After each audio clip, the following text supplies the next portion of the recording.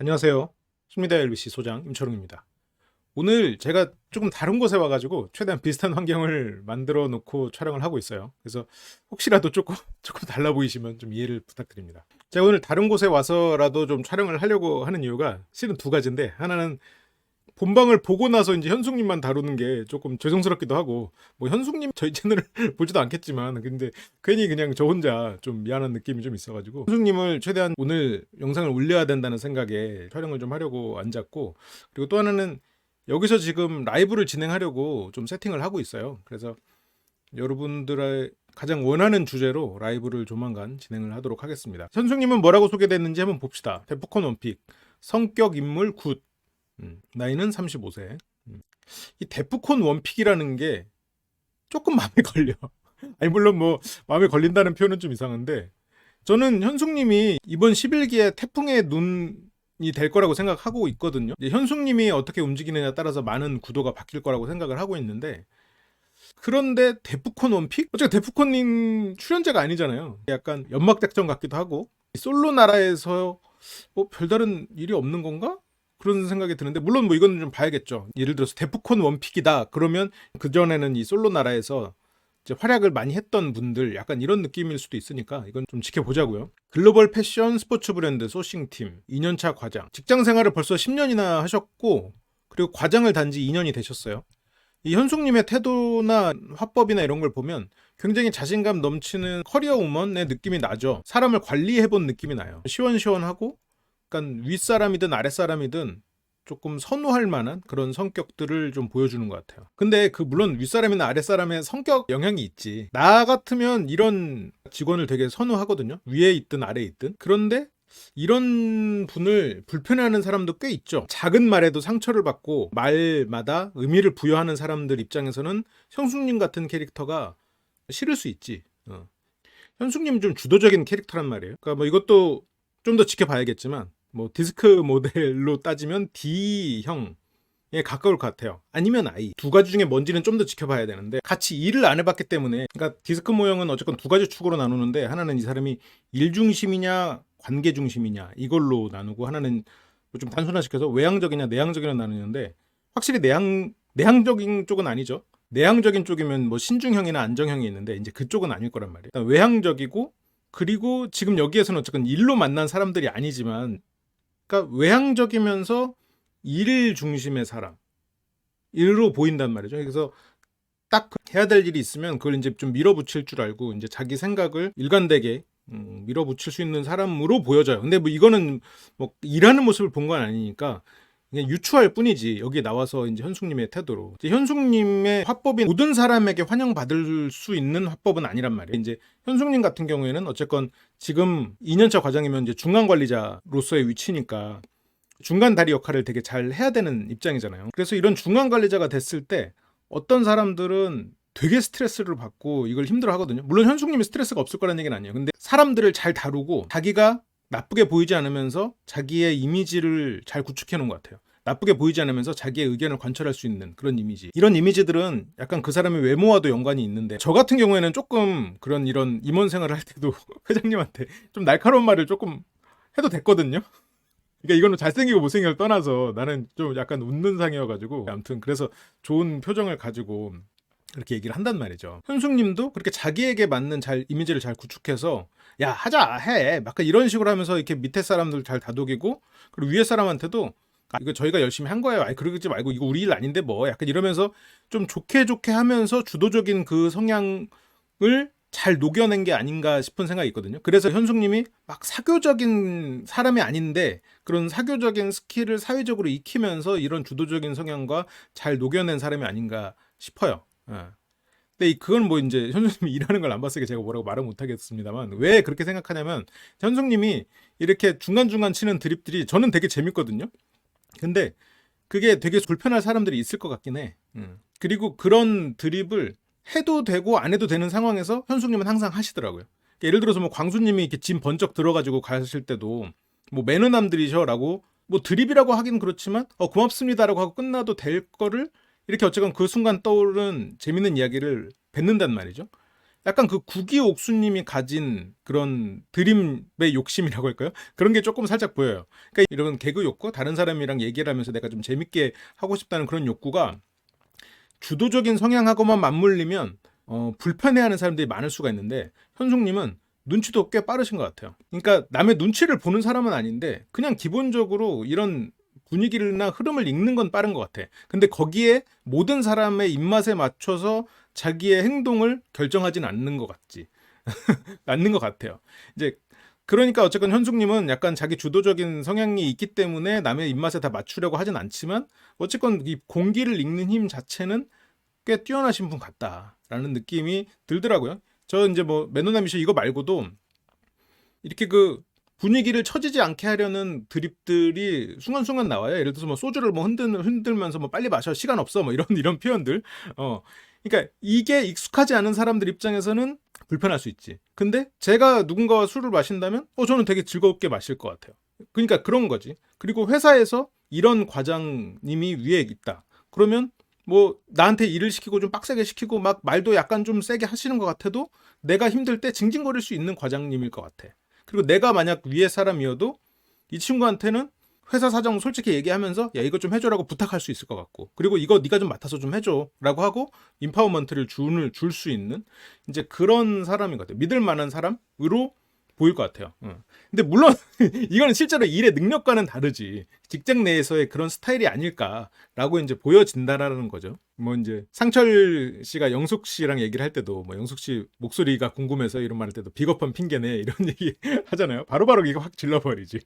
최소한 이 사람이 불편할지언정 이 사람을 못 믿을 사람으로 느껴지진 않는다는 거지. 그러니까 호불호가 갈리는 이런 선호도는 있겠지. 이 사람의 이런 개그 센스나 이런 게 어떤 사람은 되게 좋아할 거고 어떤 사람은 불편할 수는 있는데, 이 사람이 못 믿을 만한 사람 이렇게 메이킹이 되진 이미지가 들어가진 않는다는 거죠. 이제 그런 면에서 현숙님은 자기 이미지를 잘 메이킹하고 있는 게 아닌가 싶은 생각이 있어요. 자, 그럼 좀 더 봅시다. 너무 이거 직장 얘기만 했네. 밖에 나와서 얘기를 해서 그런가 봐. 집에서 얘기할 때는 안 이러는데. 자, 그 다음에 도예, 그리고 골프가 5년 구력이 있고 비거리가 200m, 그리고 동생이 티칭 프로. 저도 어머니가 실은 티칭 프로시거든요. 그래서 내 골프를 못 쳐. 가족한테는 죽어도 난 못 배우겠더라고. 근데 이제 형제끼리는 또 배울 수 있죠. 호숙님은 사남매에서 또 장녀다 보니까 오히려 동생한테 배우는 건 좀 편할 수도 있을 것 같아요. 그리고 5년 구력이면 패셔니스타는 아니야. 그러니까 패셔니스타가 옷을 잘 입는다 이 뜻의 패셔니스타가 아니라 그냥 남한테 보여주기 위한 골프는 아닌 거지. 5년 전에도 이렇게 남한테 좀 자랑할 만한 취미로 보이는 그런 긴 했었지만 막 인스타에 골프 쳐서 올리는 약간 그 시기보단 좀 전이었단 말이죠. 이것도 내가 약간 격세지감을 느꼈던 때가 뭐가 있었냐면, 내가 대학교 때는 그 교양 과목 중에 스포츠가 있어요. 꼭 이수해야 되는 교양 과목 중에 필수 교양 중에 그때는 뭐가 있었냐면 볼링이랑 그 댄스 스포츠가 있어요. 근데 댄스를 어떻게 해? 그렇잖아도 아싸고 동성 친구도 많지 않은데 가서 이성이랑 손잡고 춤을 어떻게 춰? 그건 생각도 안 하고 그냥 선택지가 하나인 거지. 볼링이야 그냥. 볼링밖에 할 수 없어. 선택할 수 없었어.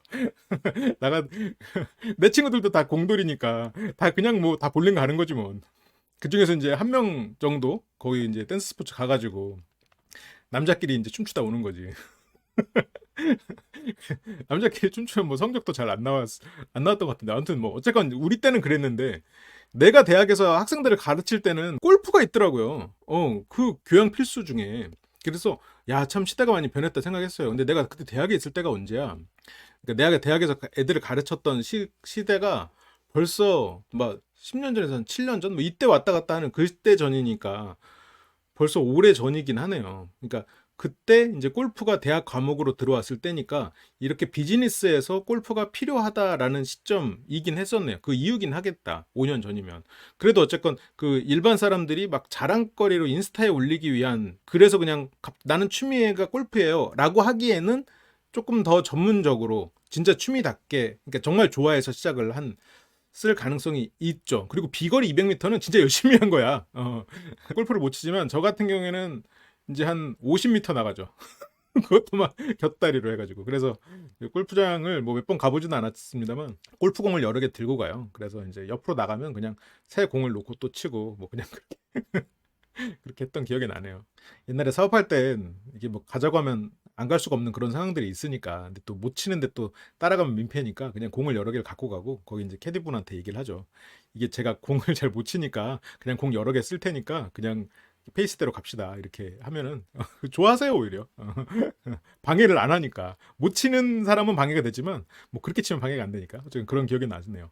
그러니까 어쨌건 이거는 그냥 뭐 다른 막 골프가 취미예요 하는 그런 게 아니고 진짜로 오랫동안 골프를 열심히 해온 사람으로 보여요.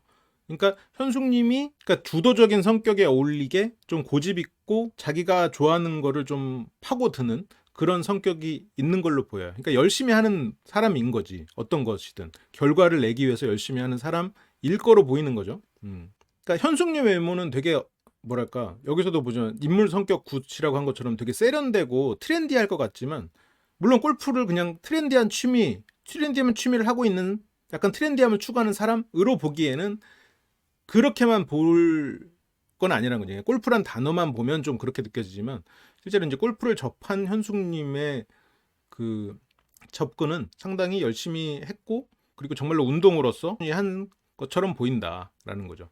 그러니까 골프를 잘 치려면 필드에 많이 나가야 된다는 아니에요. 그것도 있지만 연습장에서 진짜 열심히 해야 돼. 나는 그걸 못했던 거지. 몇 시간이고 매일 계속 그거를 쳐야 비거리가 느는 거지. 그러니까 그렇게 해서 나온 결과물이니까 지금 열심히 했던 결과물이라고 볼 수 있는 거죠. 지금 부럽습니다. 뭐든 잘하는 건 다 부러워. 그리고 첫인상 선택을 상철님을 했죠. 근데 이제 상철님과는 잘 안 됐어요. 이제 상철 씨 같은 경우에는 또 현숙님의 높은 텐션을 감당하기 어렵다. 그것과는 결이 안 맞는다라고 생각을 하고 있기 때문에 특히나 이제 상철님은 자기의 생각을 이렇게 외부적인 요인으로 잘 바꾸는 그런 사람은 아닌 걸로 보이다 보니까 아무래도 이제 상철님과 현숙님은 좀 힘든 면은 있겠죠. 근데 모르지 뭐 솔로나라는 몰라. 그냥 재밌자고 이렇게 그냥 예측해보는 거지. 그러면서 사남매 중 장녀고 챙겨주는 연애를 했고 그렇기 때문에 보살핌을 받고 싶다. 그래서 이제 서로 이제 같이 챙겨줄 수 있는 그런 사람을 만나고 싶다라고 하면서 상철님이 약간 그런 외모잖아요. 지적일 것 같고 배울 게 되게 많은 그런 사람으로 보인다라고 하거든요. 이거 잔잔하게 해줄 것 같은 그런 차분함이 보인다. 이제 스테이블이라고 하는데 자막이 없으면 나는 잘 못 알아들 것 같아요. 나는 인형의 꿈인 줄 알았다. 하지만 되게 씁쓸했다. 이제 자신이 있다 그랬는데 이제 나중에는 이제 너무 적토마처럼 한 곳만 본다라고 했는데 그 이런 비유들을 보면 이분의 이제 취향 같은 게 좀 나오죠, 실은. 약간 그 경주마처럼 한 곳만 보는데 또 경주마라고 하기에는 약간 상철님이 또 풍차가 있으니까 적토마라고 이렇게 좀 업그레이드를 시켜서 표현한 게 아닌가 싶어요. 제가 이제 현숙님하고 영훈님이 좀 잘 어울리지 않겠나 생각을 했던 이유 중에 하나가 실은 저 부분이거든요. 사남매 중에 장녀고 챙겨주는 연애를 했어요. 근데 이제는 보살핌을 받고 싶어. 사람들은 자기가 그동안 뭔가를 해왔어요. 이제는 내가 뭘 하고 싶어 해. 그러면 내가 새로운 걸 했을 때 거기에 맞는 행동을 쉽게 할까? 그게 안 된다는 거지. 그러니까 내가 보살핌을 받을 수 있는 사람을 만났을 때 그 사람이 나를 챙겨주거든요. 그러면 내가 항상 챙겨주는 연애를 한 입장에서는 내가 챙겨줄 게 없고 나를 챙겨주는 사람을 만났을 때 내가 되게 뭐랄까 부족한 사람이 된 것처럼 느끼는 사람도 있고 이 챙겨주는 것 자체가 되게 부담스럽게 느껴지는 사람도 있고 어떤 사람은 이걸 간섭으로 느끼는 사람도 있어요. 그래서 이게 나를 챙겨주는 사람과 연애를 해보고 그 다음에 이제 나와는 이런 걸 보니까 이게 어느 정도 이렇게 좀 절충이 된 사람 아니면 이렇게 둘 다 해보니까 그래도 챙겨주는 사람과 연애를 하는 게 좋고 나는 이렇게 해야 될 것 같아요. 이러면 이제 지금 현숙님의 생각이 맞는데 이거는 지금 바램인 거지. 그러니까 이 바램이 이루어지려면 진짜 챙겨주는 연애를 했을 때 현숙님이 과연 진짜로 편한가를 테스트해봐야 돼. 스스로가 내가 그거가 맞나 안 맞나 지금 확신을 못 한다는 거죠. 그리고 이게 참 그래요. 내가 어떤 걸 바래도 그동안 해온 거를 벗어나는 게 쉽지가 않아. 그래서 심지어 이거는 지금 연애하는 동안 챙겨준 게 아니야. 사남매 중 장녀기 때문에 거의 뭐 태어나서 몇 년 후부터 지금까지 심지어 연애까지 누군가를 챙겨주고 동생처럼 보살피고 이 사람이 뭔가 이렇게 허투루 행동할 때 내가 거기에서 뭔가 이렇게 주도적으로 이 사람을 이끌어주고 이제 그런 게 몸에 밴 사람인데 그렇게 몸에 밴 사람이 그거를 갑자기 안 하고 이 사람이 나를 챙겨줄 때 그냥 감사해 하고 이 사람의 장점만 그냥 보면서 아 존경해요 감사합니다 이게 안 된다는 거지. 나를 챙겨주는 사람한테도 내가 뭔가를 챙겨주고 약간 이 사람의 서툰 부분을 채워주고 싶어해. 그러니까 이게 참 어떻게 보면 아이러니한다면 아이러니한데 현숙님이 진짜 챙겨줄 거리가 아예 없는 사람을 만나잖아요. 연애가 재미가 없을 거야. 내가 챙겨주기도 하고 그 사람의 부족함을 봤을 때 아이고 좀 이런 것 좀 해야지 하면서 이렇게 좀 해주고 그게 현숙님의 한편으로는 즐거움이라고. 근데 이제 그걸 너무 오래 해오다 보니까 이제 좀 지겨울 수는 있죠. 근데 그게 해오던 게 갑자기 안 한다? 그러면 허전할 거라는 거죠. 그래서 어떻게 보면 오히려 좀 약간 동생미가 있으면서 또 내가 존경할 부분이 있는 이제 그런 사람이 현숙님이 그동안 해오던 이런 인생에서의 동생과의 관계 그리고 연애의 모습 그런 것들을 다 아우르면서 잘 지낼 수 있는 그런 커플이 아닐까 싶어서 그거를 갖고 생각을 해보면 영호 씨인 거죠. 그래서 나는 현숙님하고 영호님이 잘 됐으면 좋겠다는 생각을 이렇게 두 사람 얘기를 듣고 좀 해봤어요. 영호님도 연상이 괜찮다고 하시더라고요. 근데 물론 뭐 솔로 나라는 뭐 두 사람이 어울린다고 한들 두 사람이 뭐 서로 뭐 말을 한 번 안 섞고 끝날 수도 있는 거죠. 아직은 모르는 거죠. 그런데 이제 그런 걸 생각해서 이제 현숙님은 좀 뭐랄까 성숙미가 있고 진중해 보이는 영수님을 처음에 선택을 했고 첫인상으로는 그런 모습 있는 상철님을 선택을 했지만 막상 영수님이랑 데이트하면 내가 챙겨줄 게 없다는 생각에 재미가 없을 거야. 물론 다른 면에서 이제 대화나 이런 부분에서도 재미가 없을 수 있겠지만 약간 그 동생 같은 그런 잔망미 좀 서툴고 좀 말을 실수하더라도 차라리 그거를 더 익숙하게 생각할 거라는 거지.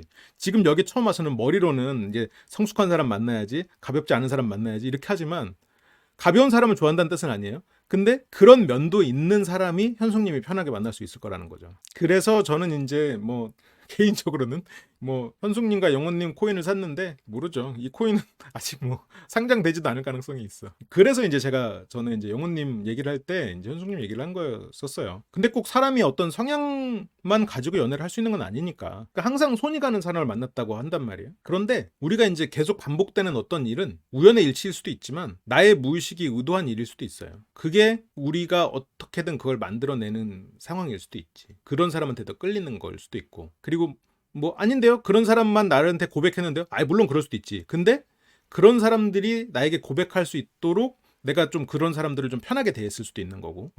이제 물론 그거 뭐 여러 가지 주변 요소가 있겠지만 어쨌건 그런 게 반복된다면 거기에는 어쨌건 나의 선택의 지분도 있다. 이제 그런 거죠. 지금 그렇습니다. 어쨌건 오늘은 좀 너무 곁다리 얘기를 많이 해버린 것 같네. 이게 뭐 LBC죠 뭐. 그래요. 그러면 저는 또 다음 시간에 얘기를 또 돌아오도록 하겠습니다. 이제는 또 본방을 하게 될 테니까 본방이 끝나고 데이트 장면들을 가지고 나는 솔로 이야기를 풀어나갈 수 있을 것 같아요. 네, 그러면 저는 또 다음 시간에 돌아오겠습니다. 시청해주셔서 감사합니다.